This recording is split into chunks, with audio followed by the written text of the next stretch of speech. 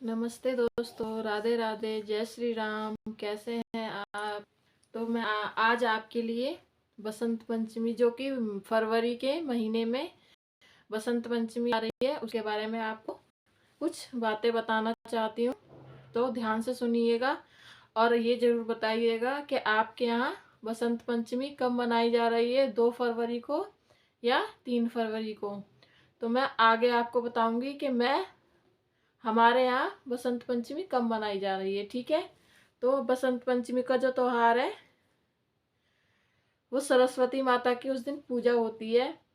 और उस दिन हम गाँव में कहते हैं कि बसंत होलिका को लेने उनकी ससुराल, अपनी ससुराल जाते हैं इसी दिन। ठीक है, तो मैं आपको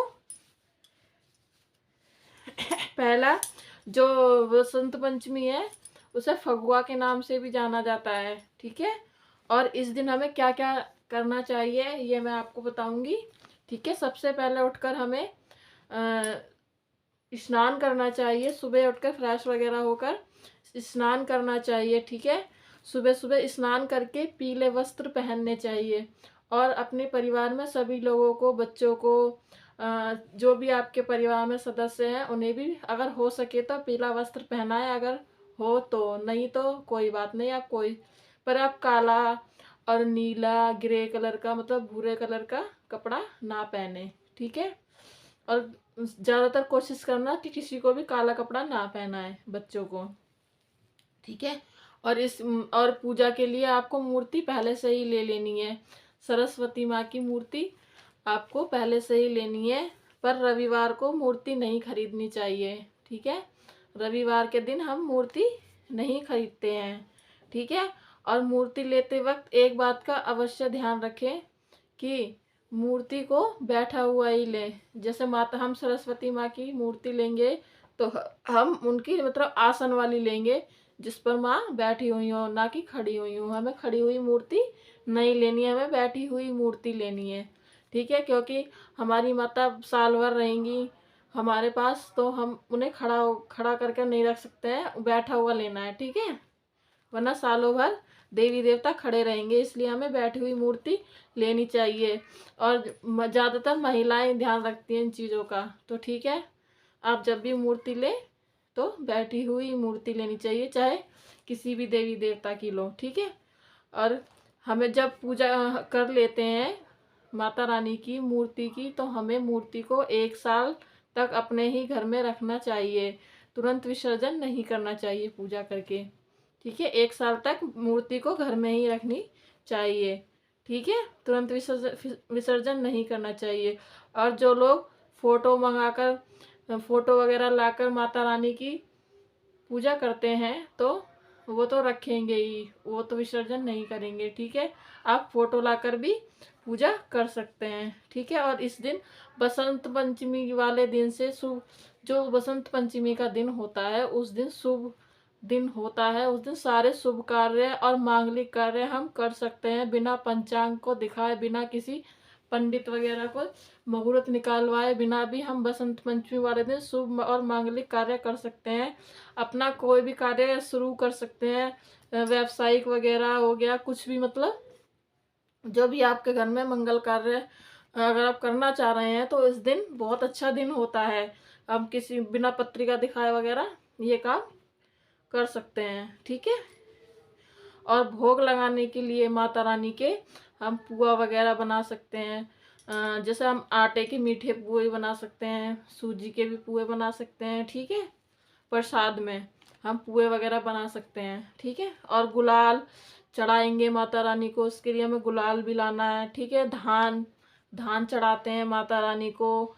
मेवा में गरी गरी वगैरह, जो गरी गोला होता है वो भी अच्छा रहता है चढ़ाना। ठीक है, और पुए तो घर में बनते ही हैं, और पकवान वगैरह इस दिन भी बनाने चाहिए। ठीक है, क्योंकि बसंत पंचमी का दिन होता है, त्योहार का दिन होता है, तो हमें पकवान वगैरह भी घर में बनाने चाहिए।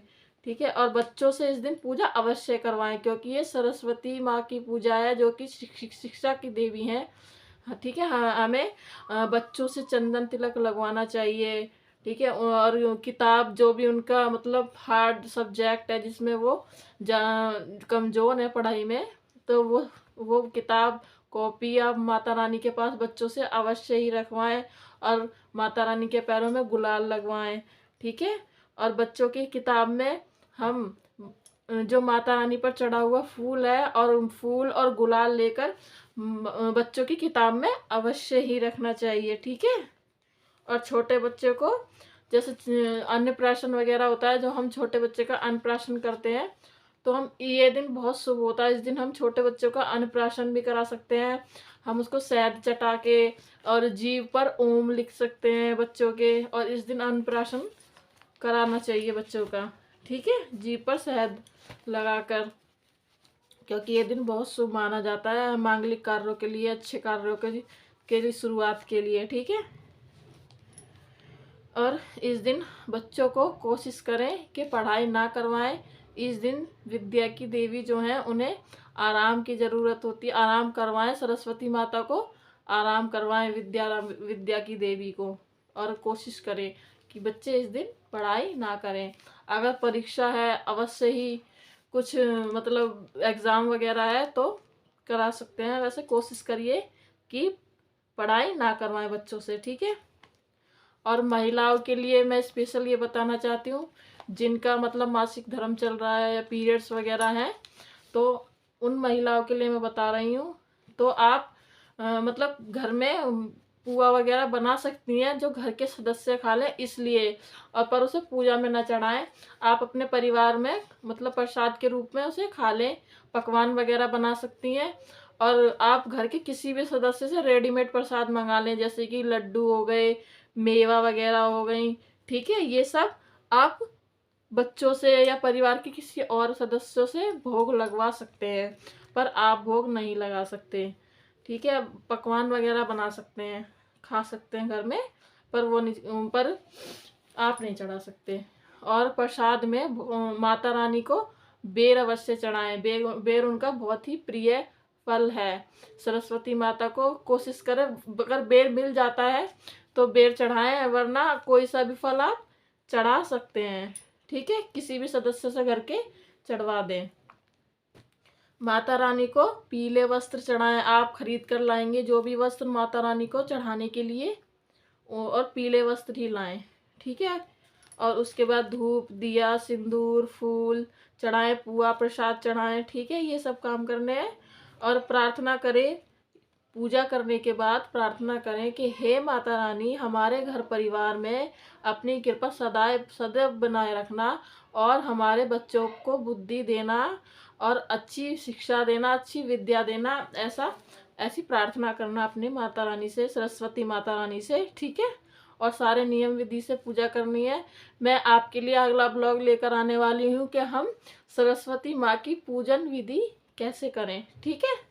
और मैं आपको बता रही हूँ, हम 3 फरवरी को बसंत पंचमी का त्यौहार मनाएंगे। और आप कमेंट में ज़रूर बताना कि आप लोग बसंत पंचमी का त्यौहार कब मना रहे हैं, ठीक है।